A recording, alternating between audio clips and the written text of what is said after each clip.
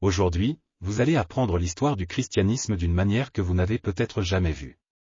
Vous allez découvrir comment le christianisme a commencé, la mort des premiers chrétiens et l'ère moderne de l'Église, y compris l'émergence du catholicisme romain et la réforme protestante par les réformateurs, jusqu'à l'époque actuelle.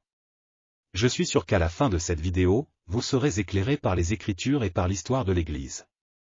Tout ce qui sera enseigné ici est contenu dans le livre « Panorama de l'histoire chrétienne » écrit par le pasteur Hernandia Lopez. Jésus, dans la plénitude des temps, accomplissant les prophéties bibliques, est né à Bethléem de Judée.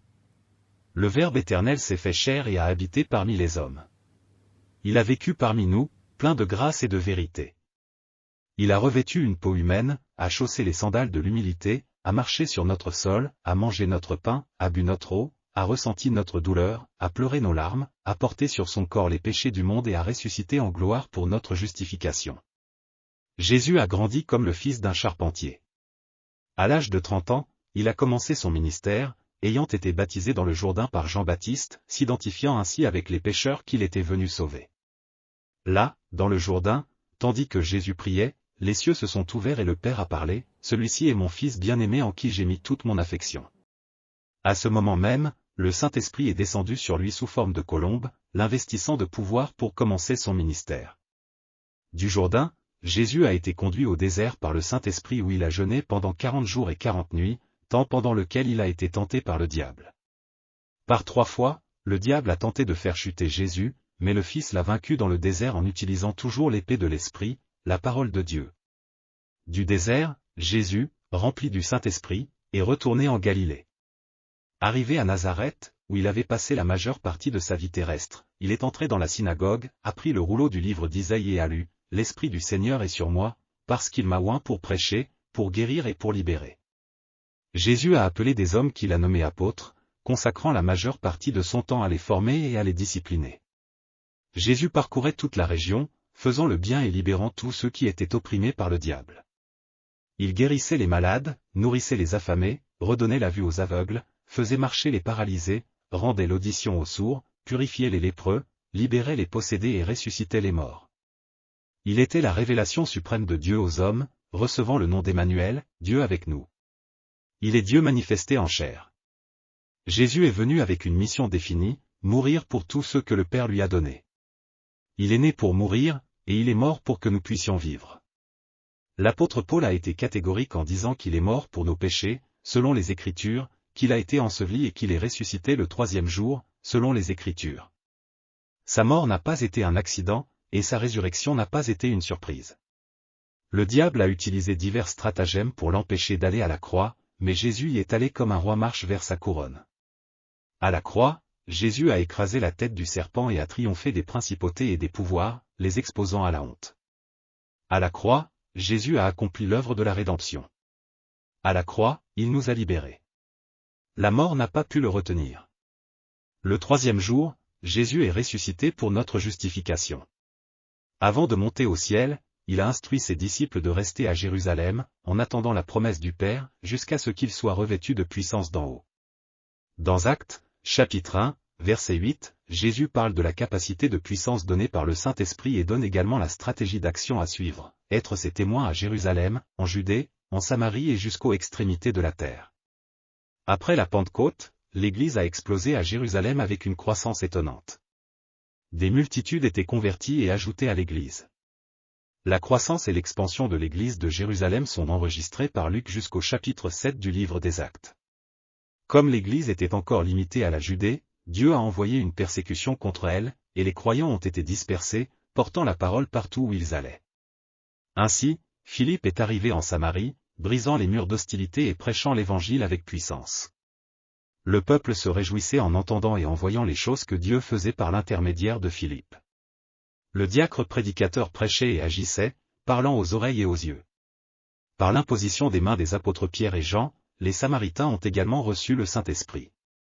L'Évangile s'est répandu au-delà des frontières d'Israël avec la conversion de Saul de Tarse, le persécuteur de l'Église, sur le chemin de Damas. Plus tard, une église gentille, l'église d'Antioche de Syrie, est devenue la mère des missions transculturelles. Après cela, Barnabas et Saul sont partis pour le premier voyage missionnaire dans les régions de la Galatie, passant par Pergé, Derbe, Iconium et Lystre, établissant des églises et nommant des anciens. Lors du deuxième voyage missionnaire, Paul et Silas, sous l'orientation divine, se sont rendus dans les provinces de Macédoine et d'Achaïe, plantant des églises à Philippe, Thessalonique, Bérée et Corinthe. D'Antioche de Syrie, Paul a écrit l'épître aux Galates, aux Corinthiens et les 2 épîtres aux Thessaloniciens. Lors du troisième voyage missionnaire, Paul a visité la province d'Asie mineure, restant 3 ans à Éphèse, la capitale de la province, où il a écrit les 2 épîtres aux Corinthiens. Dans cette ville cosmopolite de plus de 300 000 habitants se trouvait le temple de la déesse Diane, un palais de marbre 4 fois plus grand que le Parthénon d'Athènes, l'une des 7 merveilles du monde antique. Pendant les années que Paul a passées dans la capitale de l'Asie mineure, des églises ont été plantées dans toute la province. En raison de la famine qui a frappé le monde sous le règne de l'empereur Claude, les Juifs ont été expulsés de Rome, comme enregistré dans le livre des Actes, chapitre 18, verset 2. Paul a alors fait une grande collecte parmi les églises gentiles pour apporter aux pauvres de Judée. En s'embarquant pour Jérusalem, il a informé les anciens d'Éphèse que, de ville en ville, ce qui l'attendait était des chaînes et des tribulations. Néanmoins, il ne considérait pas sa propre vie comme précieuse, afin de mener à bien son ministère de proclamation de l'évangile de la grâce de Dieu. Avant de s'embarquer pour Jérusalem, il a écrit son épître la plus substantielle, la lettre aux Romains, où il partage son désir de visiter la capitale de l'Empire et de partager la parole avec l'Église, espérant être envoyé par elle jusqu'en Espagne. Même en apportant une aide financière significative aux pauvres de Judée, Paul a été arrêté à Jérusalem et transféré à Césarée, où il a été accusé pendant 2 ans par les Juifs sous l'égide des gouverneurs Félix et Festus. Paul, utilisant les privilèges de sa citoyenneté romaine, a choisi d'être jugé à Rome. Mais à partir de l'an 64, la persécution de l'Église, auparavant religieuse, est devenue politique. Paul est retourné en prison, enfermé dans un cachot sombre, humide et insalubre. Le 17 juillet de l'an 64, la ville de Rome, avec plus d'1 million d'habitants, a été incendiée. Néron, l'empereur, vêtu comme un acteur, est monté au sommet de la tour de Mécène d'où il a assisté au spectacle horrifiant des flammes dévorant la ville. L'incendie a duré 7 nuits et 6 jours, et lorsque les flammes se sont éteintes, 70% de la ville était détruite. Des 14 quartiers de Rome, 10 ont été dévastés par les flammes. Les 4 quartiers restants, densément peuplés de juifs et de chrétiens, ont fourni à Néron un alibi pour accuser les chrétiens de l'incendie de Rome. Ainsi a commencé une brutale persécution de l'Église. Le bois manquait pour fabriquer des croix, tant était le nombre de croyants crucifiés. Les croyants étaient attachés à des poteaux, enduits de goudron et brûlés vifs pour illuminer les nuits de Rome. Ce fut un véritable massacre. C'est sous le règne de Néron que l'apôtre Paul a été arrêté et décapité. C'est aussi sous son règne que Pierre a été crucifié, selon la prophétie de Jésus. De nombreuses atrocités et crimes barbares ont été commis contre les chrétiens à cette époque. Beaucoup de chrétiens ont été attachés à des poteaux et brûlés vifs pour illuminer les places et les jardins de Rome la nuit. D'autres, selon l'historien Tacite, ont été jetés dans les arènes, enroulés dans des peaux d'animaux pour être dévorés par des chiens affamés, tandis que d'autres ont été piétinés et écrasés par des taureaux enragés. La folie de Néron n'est allée plus loin que parce qu'une grande partie de l'Empire s'est révoltée contre lui et que le Sénat romain l'a déposé. Désespéré et sans issue, Néron s'est suicidé en l'an 66. Il y a eu une rébellion des Juifs à Césarée-Maritime. Une synagogue juive a été profanée et les Zélotes, qui n'avaient jamais été favorables au gouvernement romain en Israël, se sont rebellés. Rome envoya le général Titus pour réprimer la rébellion. Celle-ci devint de plus en plus agitée, et en l'an 70, Titus encercla Jérusalem, renversa ses murs, détruisit le temple, massacra des milliers de Juifs et provoqua la plus grande dispersion des Juifs de tous les temps, accomplissant ainsi la prophétie de Jésus-Christ prononcée sur le mont des Oliviers. Ce fut un massacre sanglant. Environ 40 ans plus tôt, des Juifs enragés avaient demandé devant le tribunal de Pilate que le sang du Christ tombe sur eux et leurs enfants. Sous l'armée de Titus, Juifs et chrétiens furent impitoyablement écrasés. Le bois manquait pour crucifier tant de gens. Un fleuve de sang coulait dans la ville. Des milliers moururent de faim, d'autres furent tués par l'épée. Les Juifs furent dispersés à travers la terre, vendus comme de la marchandise sans valeur. Cette dispersion dura 1878 ans, de l'an 70 à l'an 1948, lorsqu'Israël retrouva sa terre et devint une nation libre. Encore en l'an 70, l'empereur Vespasien inaugura le Colisée à Rome, et lors des festivités d'inauguration, qui durèrent 100 jours, plus de 10 000 chrétiens furent tués par les épées des gladiateurs et les lions affamés de Libye, servant de spectacle à une foule avide de sang. En l'an 81, Domitien commença à régner et fut appelé le second Néron en raison de la fureur avec laquelle il persécuta les chrétiens. Il fut le premier empereur à se proclamer Seigneur et Dieu. Vers la fin de son règne, il lança une nouvelle et écrasante persécution contre l'Église. Même ses parents, Flavius Clemens et son épouse Flavia Domitia, furent exécutés sur ordre de l'empereur parce qu'ils étaient chrétiens. C'est à l'époque de Domitien que la persécution s'étendit également à l'Asie mineure et que l'apôtre Jean fut déporté d'Éphèse à l'île de Patmos, où il écrivit le livre de l'Apocalypse. Vers l'an 155, il y eut le martyre de Polycarpe. Les chrétiens qui refusaient de servir les dieux du panthéon romain étaient sévèrement punis. Polycarpe fut arrêté et soumis aux tortures les plus douloureuses. Il endura courageusement toutes les souffrances. Le juge l'exhorta à prêter serment par l'empereur et à maudire le Christ pour être libéré, mais Polycarpe répondit bravement, « Cela fait 86 ans que je sers le Christ et il ne m'a jamais fait de mal. Comment pourrais-je maudire mon roi qui m'a sauvé ?» Lorsque le juge le menaça de le livrer aux bêtes et ensuite de le brûler vif, Polycarpe répondit que le feu que le juge pouvait allumer ne durerait qu'un moment, mais que le feu du châtiment éternel ne s'éteindrait jamais. Lié au milieu du bûcher, avant que les flammes ne le consument, il leva les yeux paisiblement vers le ciel et remercia pour le privilège de mourir en martyr. En l'an 161, Marc Aurèle monta sur le trône et régna jusqu'en 180. Pendant son règne, il y eut une dure persécution des chrétiens en raison de leur ténacité à refuser de se plier aux dieux païens. L'un des martyrs qui eut le plus d'impact à Rome fut celui de Félicité, une veuve, et de ses 7 fils. Elle et sa famille furent dénoncés publiquement au préfet de la ville qui, par des menaces, tenta de la persuader de renier le Christ. Elle déclara courageusement qu'il perdait son temps. Même sous des menaces terrifiantes, elle dit, « Si je vis, je te vaincrai, si tu me tues, par ma propre mort, je te vaincrai encore plus. » Le préfet commença à intimider ses fils, mais elle les exhorta à affronter courageusement la mort. Elle resta héroïquement à leur côté et vit son fils aîné être battu à mort, les 2 suivants être frappés à coups de massue jusqu'à la mort, le 4e être jeté du haut d'une falaise, et les 3 derniers être décapités. Félicité, au milieu de ces morts, glorifia Dieu d'avoir eu 7 fils dignes de souffrir pour le Christ. Enfin, après une longue et cruelle torture, elle fut également décapitée.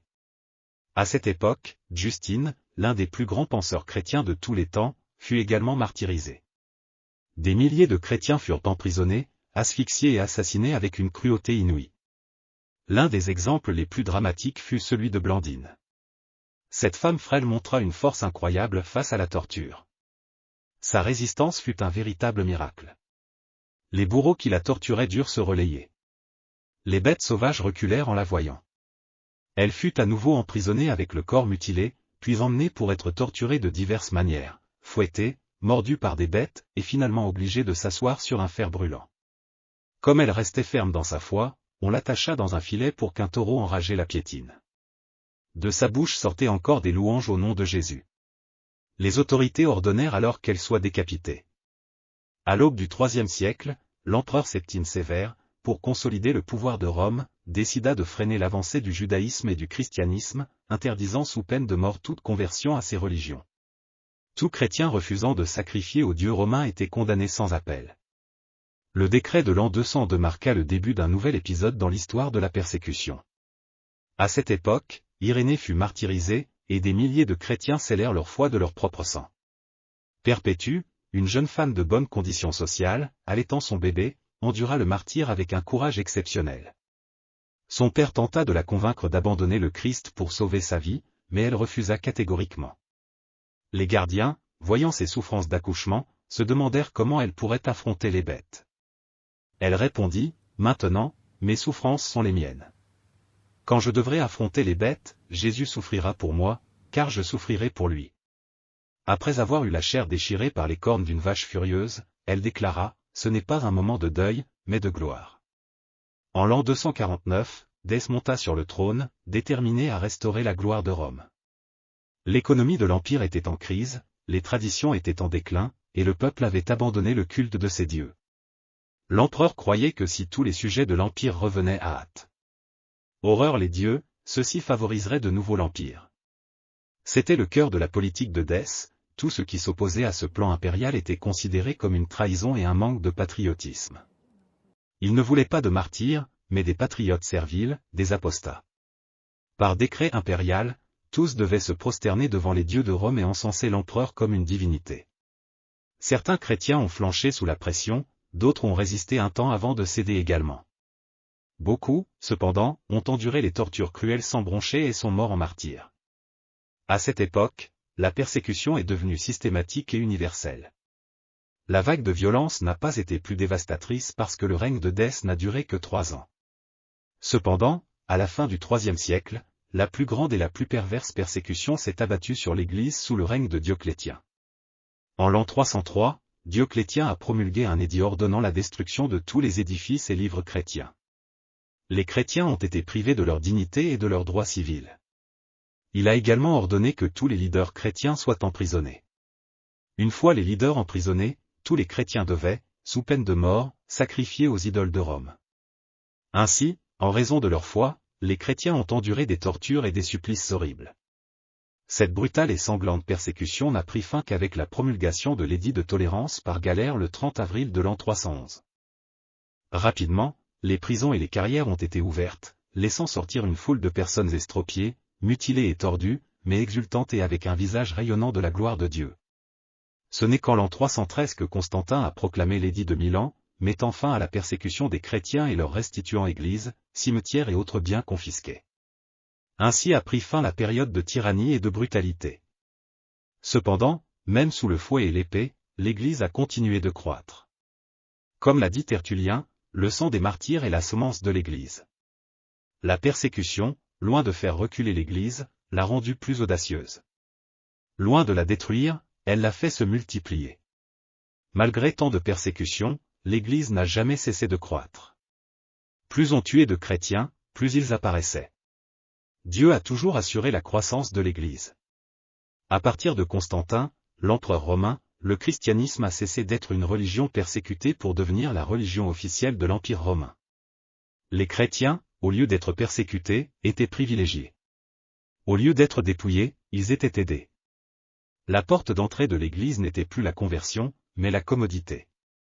Confesser le nom du Christ, auparavant, exposé à la fureur des empereurs romains, maintenant, cela attirait leurs applaudissements. La déclaration du christianisme comme religion officielle de l'Empire romain a certes eu quelques avantages, tels que la croissance rapide de l'Église, l'exemption des charges publiques pour le clergé, l'interdiction des sacrifices païens dans les maisons particulières, et la réception par l'Église de privilèges en tant que personne morale, pouvant ainsi recevoir des dons et des legs. Le travail dominical a été interdit dans les villes, des dons ont été faits au clergé et de grandes églises ont été érigées dans les principales villes de l'Empire. Les biens confisqués aux chrétiens pendant les persécutions ont été restitués. Des cimetières chrétiens ont également été construits. Cependant, il est certain que la décision de déclarer le christianisme religion officielle de l'Empire a également eu des conséquences tragiques pour l'Église, comme sa rapide paganisation. La porte d'entrée de l'Église n'était plus la conversion, mais la commodité. Beaucoup de personnes venaient à l'Église non parce qu'elles étaient convaincues de leurs péchés, ni parce qu'elles avaient accepté le Christ comme Seigneur, mais en raison des avantages qu'elles en tiraient. En venant à l'Église, elles apportaient également tout leur bagage de paganisme polythéiste. Il ne fallut pas longtemps avant que l'Église soit contaminée par des hérésies pernicieuses, perdant progressivement son identité d'Église chrétienne fidèle à Jésus et à l'enseignement des apôtres. En outre, il y eut aussi un concubinage entre l'Église et l'État. L'empereur devint le chef de l'Église et le chef de l'État, et l'Église perdit ainsi son pouvoir spirituel, cherchant à combler ce vide par le pouvoir économique et politique. L'Église devint riche, opulente et influente, mais perdit sa source de vie abondante. Elle avait de l'argent, mais pas de pouvoir, elle avait la bénédiction des empereurs, mais non l'approbation du ciel. De plus, une compétition acharnée pour la prééminence et la domination s'installa entre les évêques des 5 principales villes du monde, Rome, Constantinople, Alexandrie, Antioche et Jérusalem. En l'an 604, l'empereur Phocas accorda au pape de Rome, Grégoire, le titre d'évêque universel. Grégoire refusa le titre, affirmant que celui qui l'accepterait devrait être considéré comme un antéchrist. Cependant, en 607, Boniface III accepta le titre, créant ainsi l'institution de la papauté. C'est à partir de cette date que l'Église romaine commença à être historiquement dirigée par le pape. Le romanisme se construit sur une fondation brisée. Toute la structure du romanisme repose sur une interprétation erronée de Matthieu chapitre 16, verset 18, qui dit « Je te dis aussi que tu es Pierre, et sur cette pierre je bâtirai mon église, et les portes de l'enfer ne prévaudront point contre elle. » Il y a 3 interprétations sur la signification de la pierre fondamentale sur laquelle l'église est édifiée. La première est que Pierre est la pierre, la seconde est que la pierre est la déclaration de Pierre, « Tu es le Christ, le Fils du Dieu vivant », et la troisième est que la pierre est le Christ lui-même. Il existe une phrase latine bien connue dans les milieux religieux, ubi Petrus, ibi ecclesia. Ce qui signifie, là où est Pierre, là est l'Église. L'Église romaine affirme que Pierre est la pierre, qu'il est le premier pape et que tout pape est un successeur légitime de Pierre. Mais cette thèse a-t-elle un fondement biblique? Voyons ce que dit la Bible. Le mot pierre, pétro en grec, signifie fragment de pierre. Le mot pierre, pétra en grec, signifie rocher, pierre inébranlable.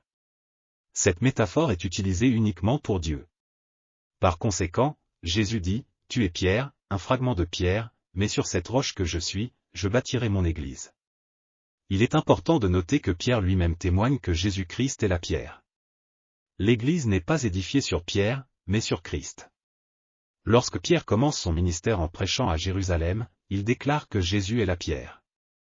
Voyons ce que Pierre dit dans Actes chapitre 4, verset 11, « C'est lui, la pierre rejetée par vous qui bâtissez, et qui est devenue la principale de l'angle. » Et il ajoute, « Il n'y a de salut en aucun autre, car il n'y a sous le ciel aucun autre nom qui ait été donné parmi les hommes, par lequel nous devions être sauvés. » Quand l'apôtre Pierre écrit sa première épître, vers la fin de son ministère, il fait la même déclaration, disant que Jésus est la pierre.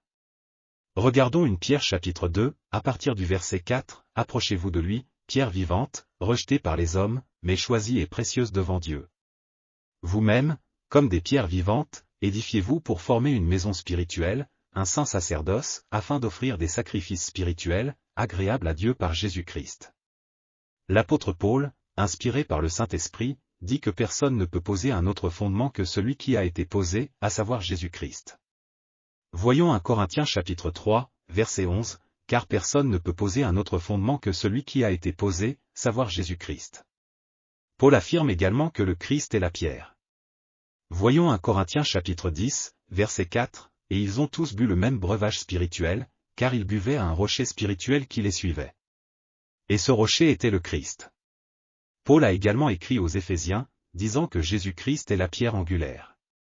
Voyons Éphésiens chapitre 2, verset 20, « Édifié sur le fondement des apôtres et des prophètes, Jésus-Christ lui-même étant la pierre angulaire. » En outre, lorsqu'on regarde la conversation de Jésus avec Pierre, on peut conclure que Jésus est le fondement de l'Église, le fondateur de l'Église, le propriétaire de l'Église, l'édificateur de l'Église et le protecteur de l'Église. À cause d'une fausse interprétation du texte de Matthieu chapitre 16, verset 18, la papauté est une usurpation de la Trinité. Considérons les points suivants. Premièrement, le pape usurpe la place de Dieu le Père en recevant le titre de « Papa, Père ». Le pape se nomme lui-même le Père de la chrétienté. C'est une insulte à la parole de Dieu, qui dit que nous ne devons appeler personne sur terre notre Père dans ce sens. Voyons Matthieu chapitre 23, verset 9, « Et n'appelez personne sur la terre votre Père, car un seul est votre Père, celui qui est dans les cieux. » Deuxièmement, il usurpe la place de Jésus-Christ. Le pape usurpe la place du Fils de Dieu de 3 manières. D'abord, lorsqu'il se déclare pierre fondamentale de l'Église. La pierre est le Christ, comme nous l'avons vu. Ensuite, lorsqu'il se proclame la tête et le chef de l'Église militante, triomphante et purgante. L'Église n'a qu'une seule tête, Jésus-Christ. Enfin, lorsqu'il se définit comme le pontife suprême. Ce terme, venant du latin, signifie le constructeur suprême de ponts, c'est-à-dire le médiateur suprême. La Bible est claire en affirmant que Jésus est l'unique médiateur entre Dieu et les hommes. Voyons 1 Timothée chapitre 2, verset 5, « Car il y a un seul Dieu, et aussi un seul médiateur entre Dieu et les hommes, Jésus-Christ homme. » Jésus a également dit de manière catégorique, « Je suis le chemin, la vérité et la vie. Nul ne vient au Père que par moi. » Troisièmement, le pape usurpe la place du Saint-Esprit. Le pape usurpe la place du Saint-Esprit lorsqu'il se nomme le vicaire du Christ sur terre.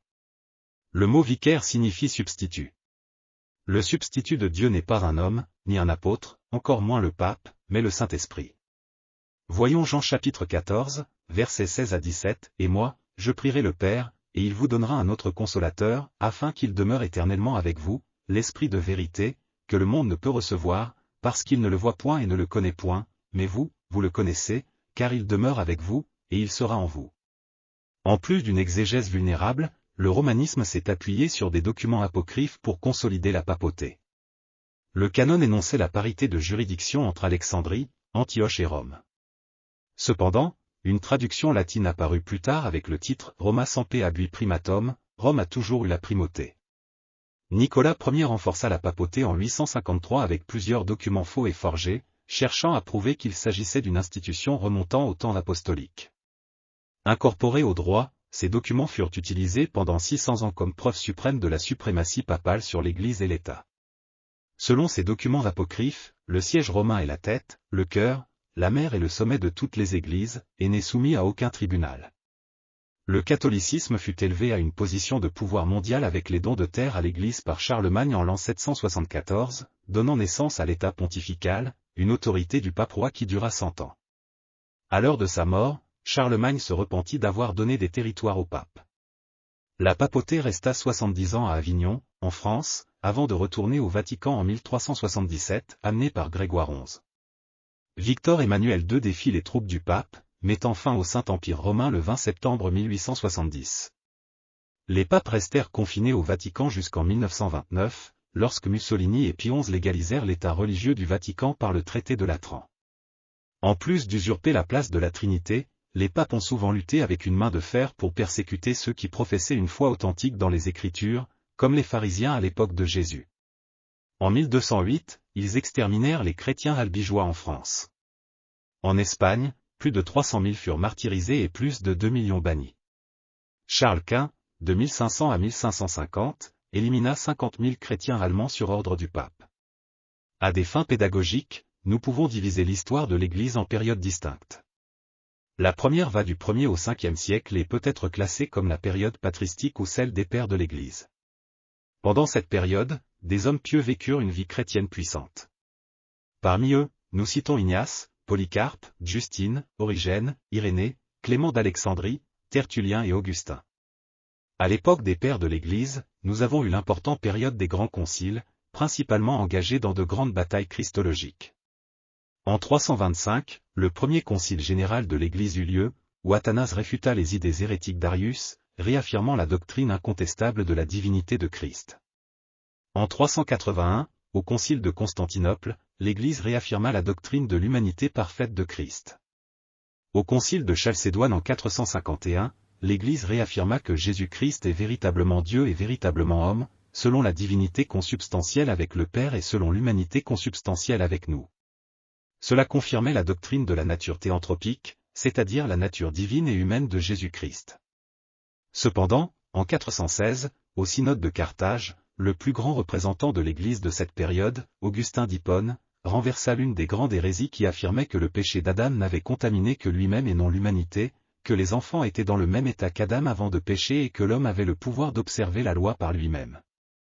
Augustin, fondé sur la parole de Dieu, réaffirma la doctrine biblique de la dépravation totale de l'homme et de son incapacité absolue à être sauvé sans l'intervention souveraine de la grâce de Dieu.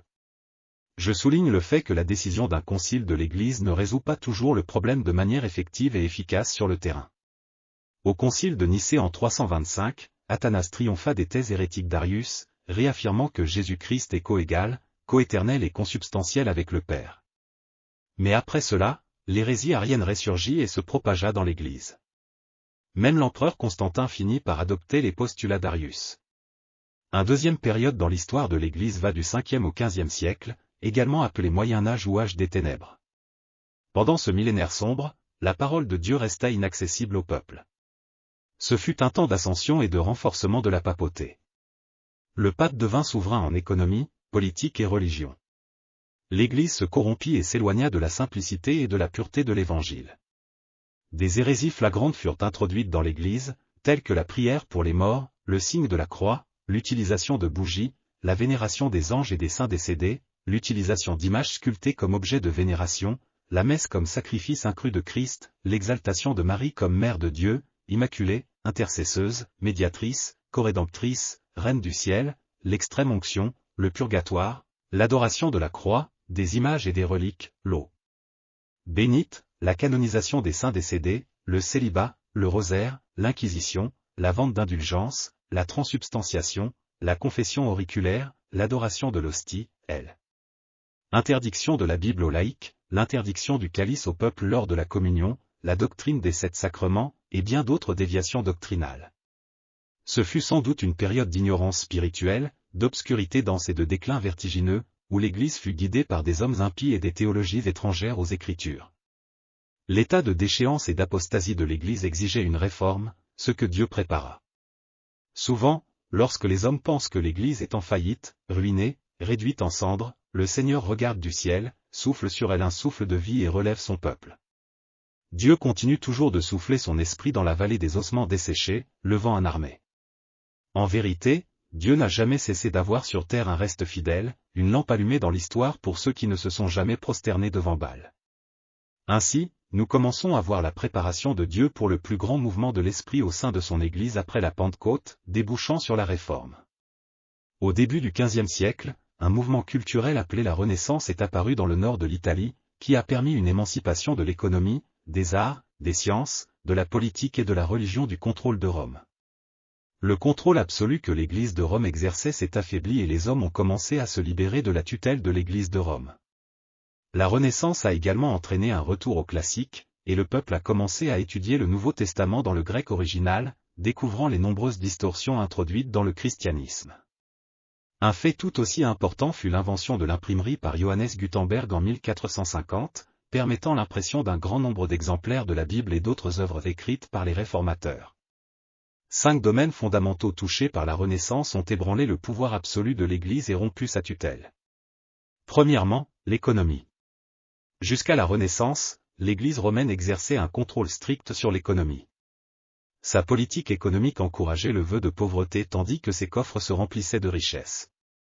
Il était vertueux d'être pauvre. Deuxièmement, les arts. L'Église maintenait un contrôle absolu sur les arts. Lorsqu'un artiste voulait sculpter une statue ou qu'un peintre souhaitait représenter un personnage célèbre sur une toile, il faisait le visage de la personne et le corps d'un ange. Tout devait être interprété à travers la vision sacrée de l'Église. Troisièmement, les sciences. Pendant des siècles, le romanisme a favorisé l'obscurantisme, maintenant le peuple autant que possible sous le voile de l'ignorance. Quatrièmement, la politique. Il y avait un véritable concubinage entre l'Église et l'État, entre le pouvoir clérical et le pouvoir politique. Les limites entre le pouvoir du pape et celui de l'empereur étaient floues. L'Église faisait des incursions dans le domaine civil. Machiavel écrivit « Le Prince », défendant la thèse selon laquelle l'Église et l'État devaient être indépendants. Selon l'auteur, l'État devait être laïque et l'Église ne devait pas interférer dans les décisions de l'État. Les deux pouvoirs devaient être indépendants. Cinquièmement, la langue. Avant la Renaissance, seule la Vulgate traduite par Jérôme en latin était disponible à l'Église de Rome. Le peuple ne comprenait pas le latin, et les prêtres qui le comprenaient ne connaissaient pas la Bible. La Bible n'était pas lue par les laïcs. Si quelqu'un osait la lire, il devait l'interpréter selon l'herméneutique de l'Église. Ce qui importait le plus n'était pas le texte biblique, mais les notes en bas de page. Personne ne pouvait regarder la Bible sans les lunettes de l'Église. L'Église romaine a tenté de domestiquer la parole de Dieu et de restreindre les consciences. Mais Martin Luther, moine augustinien, un jour ouvrit la Bible et lut dans Romains chapitre 1, verset 17, « Le juste vivra par la foi ». Cette vérité explosa dans son cœur. Il comprit que l'acceptation de l'homme par Dieu ne dépendait pas de ses mérites ni de ses œuvres, mais de la foi en Christ Jésus. Ainsi, toute l'emprise de l'Église sur la conscience des personnes fut brisée et elle perdit son contrôle sur la religion. Le chemin vers la réforme était ouvert. Nous allons maintenant parler des pré-réformateurs. Je tiens à souligner la vie et le travail de 3 hommes qui furent les précurseurs de la réforme au XVe siècle, victimes de la brutale persécution de l'Église romaine. John Wycliffe, né en Angleterre au XVe siècle, fils de paysan, vécut pendant l'époque de la captivité de l'Église catholique. Érudit, maître renommé à l'université d'Oxford, où il étudia et passa la majeure partie de sa vie. Il était un polémiste destructeur, écrivain prolifique, prédicateur oint, surnommé « l'étoile du matin de la Réforme ». Il était respecté dans toutes les classes sociales et s'identifiait aux pauvres, s'intéressant à leurs problèmes, leur expliquant les Écritures dans un langage simple. Les nobles étaient ses amis parce qu'ils les aidaient à résister au clergé. Il condamna avec véhémence le pouvoir exorbitant de la papauté et la doctrine de la transsubstantiation, la qualifiant de magie et de superstition. Il défendait que la véritable Église était formée des élus de Dieu et non des puissants ecclésiastiques. Il commença courageusement la traduction de la Bible en anglais, la langue du peuple. Il comprenait que l'autorité de l'Église ne résidait pas dans sa hiérarchie ni dans la tradition, mais dans la parole de Dieu. Il fut durement persécuté, emprisonné plusieurs mois chez lui, où il écrivit des livres influençant de nombreux cœurs. En 1381, il se retira dans sa paroisse de Lutterworth, où il continua à écrire et à traduire la Bible jusqu'à sa mort. Des années plus tard, au concile de Constance, il fut condamné comme hérétique, ses restes exhumés et brûlés, et ses cendres jetées dans la rivière Swift. Après sa mort, ses disciples parcoururent l'Angleterre, diffusant les doctrines de Wycliffe, condamnant les hérésies du romanisme et poursuivant la traduction de la Bible en anglais. Jean Hus, né en 1370 en Bohême, aujourd'hui la République tchèque, entra à l'université de Prague à 16 ans et y passa le reste de sa vie, à l'exception de ses 2 dernières années d'emprisonnement à Constance, d'où il sortit pour être brûlé vif. En 1402, il fut nommé recteur et prédicateur de la chapelle de Bethléem, où ses sermons fervents et bibliques déclenchèrent un mouvement réformateur. La même année, il devint recteur de l'université, favorisant l'avancée des idées de la Réforme. Dans ses sermons, il condamnait les abus de l'Église catholique romaine et appelait le peuple à revenir à la Bible et à ses vérités pratiques. Les œuvres de Wycliffe tombèrent entre les mains de Hus et l'influencèrent grandement. Il continua à prêcher avec audace et pouvoir. Des ordres exprès du pape lui parvinrent pour qu'il cesse de prêcher, mais il décida de ne pas les écouter et continua à prêcher. D'autres ordres vinrent, et il ne les suivit pas. Il fut convoqué à Rome, et pour ne pas y être allé, il fut excommunié. Jean Hus continua à prêcher et à défendre que l'autorité finale de l'Église était la Bible et non le clergé. Il combattit l'hérésie des indulgences et fut à nouveau excommunié en 1412 pour ne pas avoir comparu devant la cour papale. En raison de la persécution, il dut se retirer dans le sud de la Bohême, où il continua à écrire et à prêcher.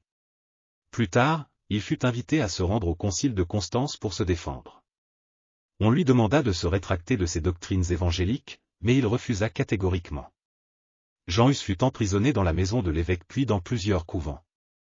En prison, il souffrit de la faim, espérant qu'il changerait d'avis, mais Hus déclara avec bravoure, « Je fais appel à Jésus-Christ, le seul juge tout-puissant et totalement juste.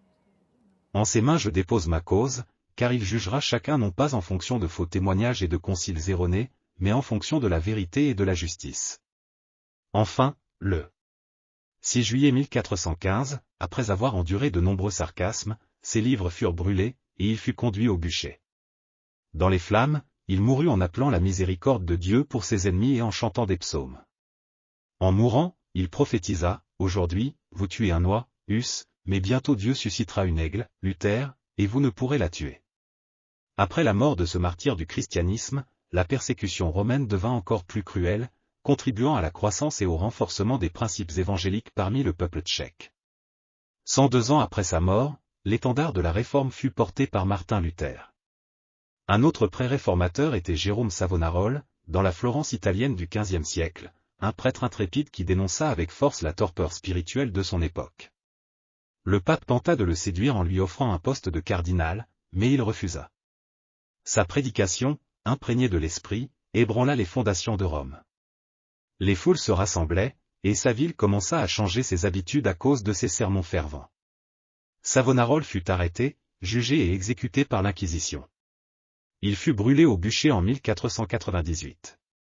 Le chemin était pavé pour la Réforme, et le sang de ces martyrs prépara le terrain pour la semence de la Réforme du XVIe siècle. Ce fut à partir de là que la Réforme commença. La Réforme fut un mouvement visant à ramener l'Église à la pureté originelle du christianisme selon le Nouveau Testament. Après la Pentecôte, la Réforme du XVIe siècle fut le plus grand mouvement spirituel au sein de l'Église. Elle représenta un retour à la Bible, à l'enseignement des apôtres et, par conséquent, un rejet total de toute doctrine sans base scripturaire. Je vais maintenant vous présenter les principaux réformateurs de l'Église. Le premier est Martin Luther, fils de paysan, devenu moine augustinien, il entra au couvent d'Erfurt, cherchant ardemment le salut de son âme. En 1512, à l'âge de 29 ans, le texte de Romains chapitre 1, verset 17, « Le juste vivra par la foi », explosa dans son cœur. Il découvrit la doctrine glorieuse de la justification par la foi. Plus tard, lorsque le pape Léon X construisait la basilique Saint-Pierre, son émissaire Johannes Tetzel alla en Allemagne vendre des indulgences promettant une réduction des peines du purgatoire. Convaincu que le commerce des indulgences égarait le peuple en lui offrant de fausses espérances, Luther décida de s'opposer à cet abus. Le 31 octobre 1517, il afficha sur les portes de l'église de Wittenberg ses 95 thèses contre les indulgences. Le mouvement de la Réforme était déclenché. Ces thèses portaient un coup au pouvoir papal et à l'Église qui s'était écartée de la foi apostolique. Les thèses attaquaient le prétendu pouvoir de l'Église de servir de médiateur entre l'homme et Dieu en vendant le pardon des péchés. Luther fut excommunié par le pape en 1521. À la diète impériale de Worms, sous la menace de mort, il défendit sa foi devant l'empereur, des clercs, des nobles et des ambassadeurs. Invité à se rétracter de ses écrits, il répondit avec courage, « À moins que vous me convainquiez par les Écritures que j'ai tort, je ne me rétracte pas, car il n'est pas licite à un homme d'agir contre sa conscience. Ici je me tiens, que Dieu me vienne en aide. » En sortant de la diète de Worms, Luther fut enlevé par ses alliés et emmené dans un château où il passa plus de 10 ans à travailler dur à la traduction du Nouveau Testament en allemand. Dès lors, l'Évangile fut prêché dans la langue du peuple. Des copies de la Bible traduites par Luther étaient présentes dans les chaires et les bancs des églises. On chantait des hymnes évangéliques et des psaumes à travers toute l'Allemagne, beaucoup étant écrits par Luther lui-même. En 30 ans, l'Église chrétienne en Allemagne avait été réformée comme personne n'aurait pu l'imaginer.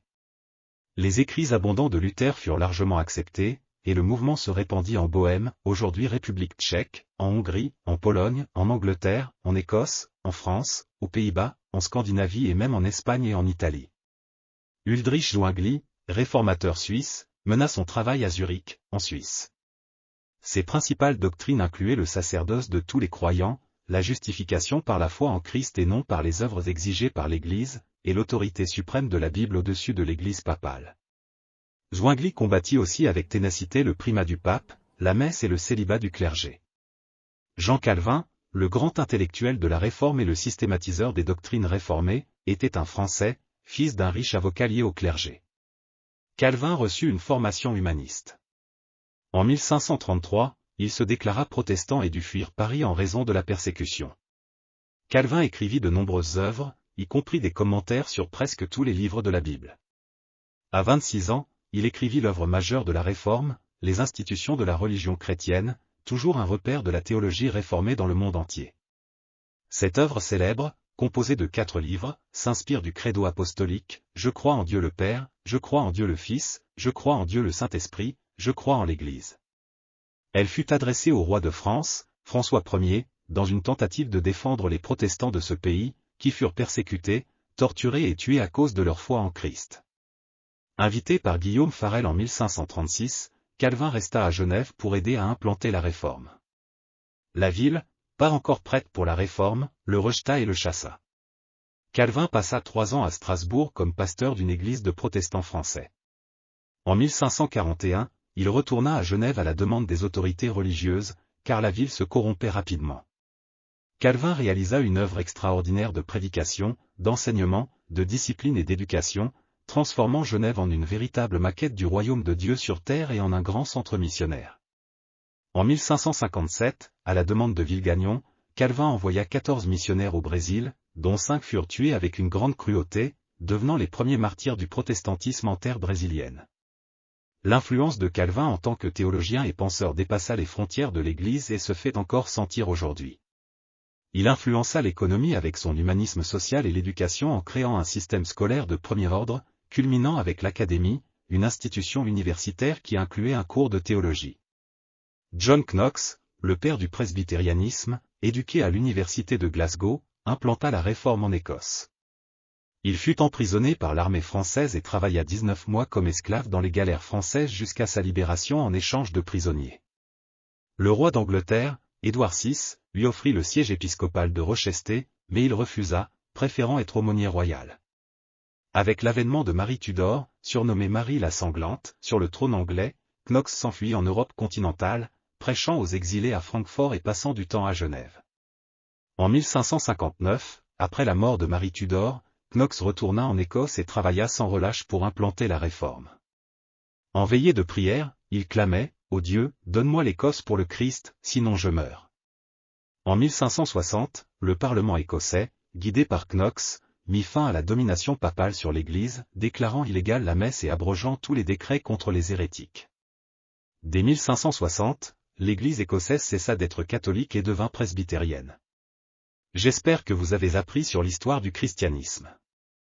J'ai essayé de couvrir les faits principaux de cette histoire. Laissez votre commentaire sur ce que vous en pensez. Que Dieu bénisse votre vie. Si vous n'avez pas encore accepté Jésus comme votre sauveur, il est encore temps. Repentez-vous, il peut changer votre avenir, votre histoire. Il peut enlever toute votre tristesse, toute votre solitude et vous apporter ce dont vous avez besoin. Entrez dans votre chambre, fermez la porte et parlez à Dieu, il vous écoutera. Que Dieu vous bénisse. Si vous avez aimé cette vidéo, n'oubliez pas de l'aimer et de vous abonner à la chaîne.